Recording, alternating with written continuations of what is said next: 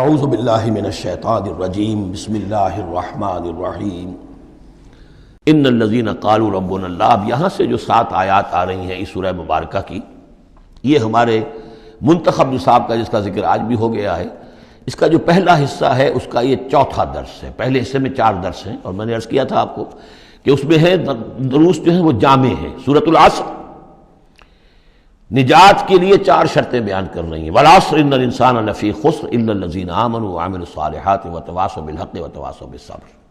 یہ سب سے چھوٹی صورتوں میں سے 3 ہی صورتیں ہیں، 3 آیتوں کی، ان میں سے ایک یہ ہے۔ پھر یہی مضمون آیت البر، آیت نمبر 177 سورہ بقرہ۔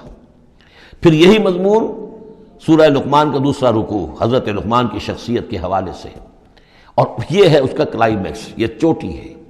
یعنی یہ کہ ایمان کی چوٹی کیا ہے، اور تواصی بالحق کی چوٹی کیا ہے، اور تواصی بالصبر کی چوٹی کیا ہے۔ چوٹی ہر ایک شے کی کیا ہے، وہ ہے کہ جو یہاں آ رہی ہے، کلائمیکس۔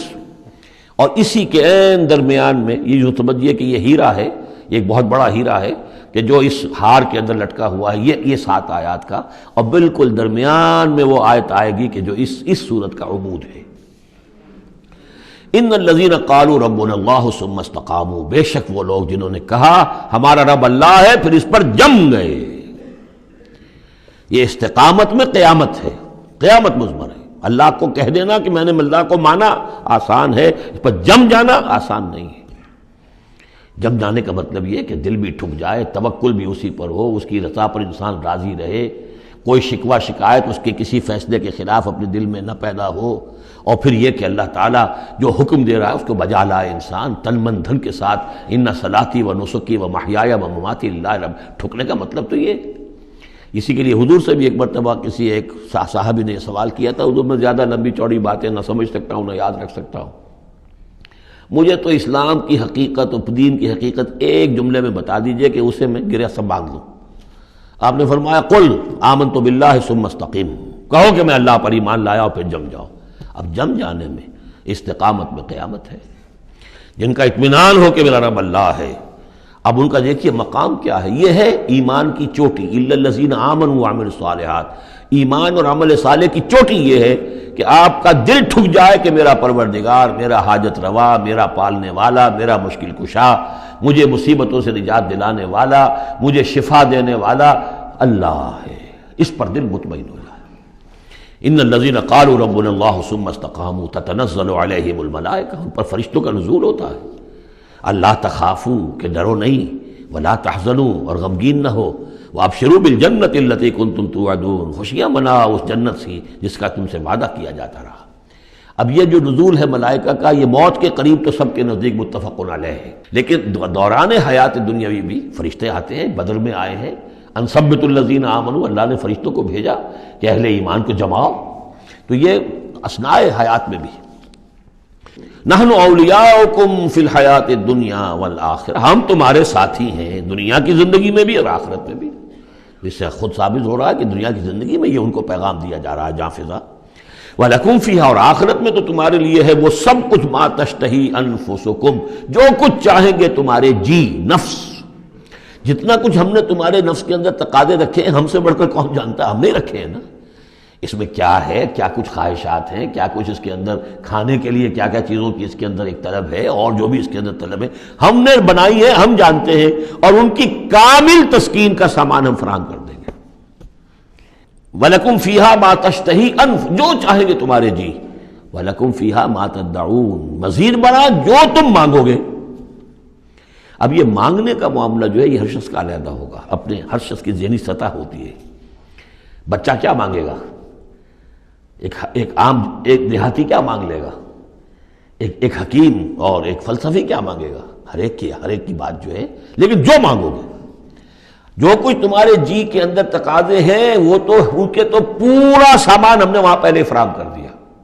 لَكُمْ فِيهَا مَا تَشْتَهِي أَنفُسُكُمْ وَلَكُمْ فِيهَا مَا تَدَّعُونَ، اپنی ذہنی سطح کے مطابق، لیول آف کانشسنس کے مطابق جو مانگو گے وہ بھی حاضر کر دیا جائے گا، اور یہ سب مل کر بھی نزلا من غفور الرحیم، یہ ابتدائی مہمان نوازی ہوگی اس غفور اور رحیم کی طرف سے۔ اصل ضیافت تو وہ ہے ما لا عین رأت ولا اذن سمعت وما خطر علی قلب بشر، جو ہم پڑھ چکے سورہ سجدہ میں بھی، فلا تعلم نفس ما اخفی لهم من قرۃ اعین، کوئی جان نہیں جانتی اس کے لیے ہم نے کیا کیا آنکھوں کی ٹھنڈک کا سامان رکھا ہوا ہے۔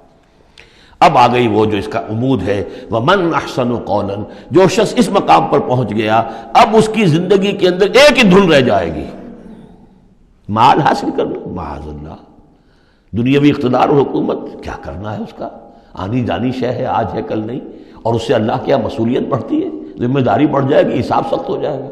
ہاں کرنے کا کام صرف ایک ہے، جتنے انسانوں کو ہدایت کے راستے پر لا سکو، یہ گین ہے، یہ نفع ہے، یہ تمہاری کمائی ہے۔ دعوت اللہ، وَمَنْ أَحْسَنُ قَوْلًا مِّمَّنْ دَعَا إِلَى اللَّهِ وَعَمِلَ صَالِحًا وَقَالَ إِنَّنِي مِنَ الْمُسْلِمِينَ، اس شخص سے بہتر بات اور کس کی ہوگی جو بلائے اللہ کی طرف اور نیک عمل کرے۔ نیک عمل وہاں بھی آ چکا ہے، استقامت میں بھی اور یہاں علیحدہ بھی، اور یہاں اس لیے علیحدہ لائے کہ دعوت مؤثر نہیں ہوگی اگر تمہارا اپنا عمل درست نہیں ہے، دعوت ضائع ہو جائے گی۔ دعوت کو بھی بدنام کرو گے اگر تمہارا اپنا عمل اس دعوت کے مطابق نہیں ہے۔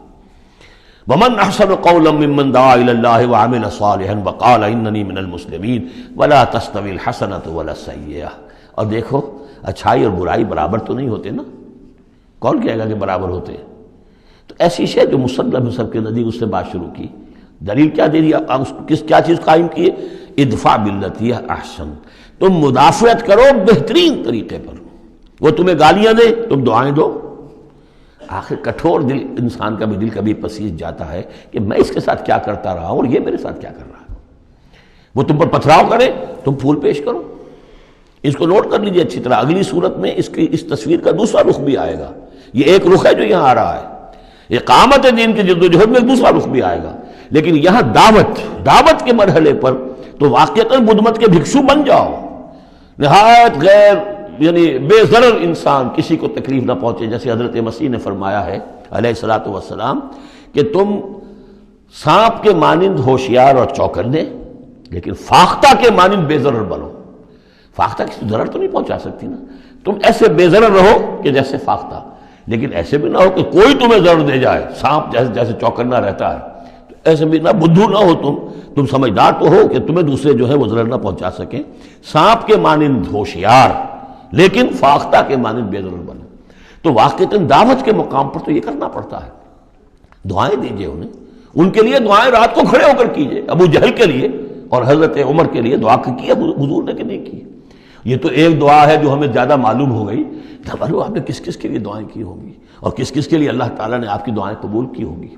تو یہ ہے دعوت کا مقام۔ تو توحید انفرادی سطح پر دو اس کے رخ آ چکے، سورہ زمر عبادت اللہ کی، اس کے لیے اپنی اطاعت کو خالص کرتے ہوئے، اسی کا داخلی پہلو دعا اللہ سے، اسی کے لیے اپنی اطاعت کو خالص کرتے ہوئے۔ اب یہاں سے فرد سے یہ نکلے گی، وہ دوسرے افراد تک جائے گی، متعدی ہوگی یہ دعوت، تاکہ اب ایک جماعت وجود میں آئے، گروہ وجود میں آئے، جو سورہ آل عمران میں ہم نے پڑھا تھا وَلْتَكُن مِّنكُمْ أُمَّةٌ يَدْعُونَ إِلَى الْخَيْرِ وَيَأْمُرُونَ بِالْمَعْرُوفِ وَيَنْهَوْنَ عَنِ الْمُنكَرِ۔ جماعت ہوگی تو یہ کام کرے گی۔ وَمَنْ أَحْسَنُ قَوْلًا مِّمَّنْ دَعَا إِلَى اللَّهِ وَعَمِلَ صَالِحًا وَقَالَ إِنَّنِي مِنَ الْمُسْلِمِينَ، اور کہو اور کہیے کہ میں بھی مسلمانوں میں سے ہوں، میں اپنے آپ کو کوئی یہ بہت میرا زوم نہیں ہے، میرا کوئی دعویٰ نہیں ہے، میں بھی عام مسلمان ہوں۔ وَلَا تَسْتَوِي الْحَسَنَةُ وَلَا السَّيِّئَةُ ادْفَعْ بِالَّتِي هِيَ أَحْسَنُ فَإِذَا الَّذِي بَيْنَكَ وَبَيْنَهُ عَدَاوَةٌ، تو تم دیکھو گے کہ وہی شخص کہ جس کے اور تمہارے درمیان آج دشمنی ہے، كَأَنَّهُ وَلِيٌّ حَمِيمٌ، ایسے ہو جائے گا جیسے تمہارا پشت پناہ ہے، مددگار ہے، حمایتی ہے، بہت گرم جوش۔ انسان آخر انسان ہوتا ہے، کوئی شخص آپ کی برائی کے اوپر کمر باندھے ہوئے اور آپ اس کی بھلائی کے لیے کوشش ہو، ایک وقت آئے گا کہ وہ ہتھیار پھینک دے گا۔ وَمَا يُلَقَّاهَا إِلَّا الَّذِينَ صَبَرُوا، اب یہ صبر کا وہ مقام ہے جس تک پہنچنا آسان کام نہیں ہے۔ فرمایا نہیں پہنچ سکتا ان چیزوں کو اور نہیں حاصل کر سکتی ہو سکتی یہ بات مگر انہی کو جن میں صبر کا مادہ ہو، پورا ٹھوک ٹھوک کر بھرا ہوا ہو، کوٹ کوٹ کر بھرا ہوا ہو۔ وَمَا يُلَقَّاهَا إِلَّا ذُو حَظٍّ عَظِيمٍ، اور نہیں یہ چیزیں ملتی، یہ بات اور یہ مقام تک رسائی ہوتی مگر صرف ان کی جو بڑے حظ عظیم، بڑے نصیبے والا ہے۔ یہ لفظ قرآن مجید میں سورہ قصص میں آیا تھا کہ قارون کو دیکھ کر لوگوں نے کہا تھا کہ یہ تو انہ لذو حظ عظیم، اس کے ٹھاٹھ باٹھ دیکھو، اس کی سواری دیکھو، اس کا لباس دیکھو، اس کے خدم و حشم دیکھو، یہ تو بڑا نصیب والا ہے۔ وہ پھر جب وہ دھسا دیا گیا تو انہوں نے کہا کہ اللہ کی ہم پر بڑی نعمت ہوئی کہ ہمیں اس طرح کا اس نے مال نہیں دیا کہ ہمیں بھی دھسا دیتا. لیکن حظ عظیم ہے تو یہ ہے جو اس کردار کے لوگ ہوں. ان الذین قالوا ربنا اللہ ثم استقاموا ومن احسن قولا ممن دعا الی اللہ وعمل صالحا. پھر ادفع باللتی ہی احسن.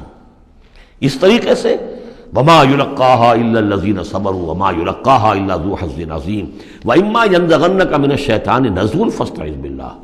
اور اگر کبھی شیطان سے تمہیں کوئی چھوت لگنے ہی لگے، یعنی کبھی غصہ آنے لگے، کسی نے کچھ کہا اور غصہ آیا، اندر سے محسوس ہوا، فاستعذ باللہ، فوراً اللہ کی پناہ طلب کر لو کہ اللہ تعالی اللہ مجھے بچا اس سے.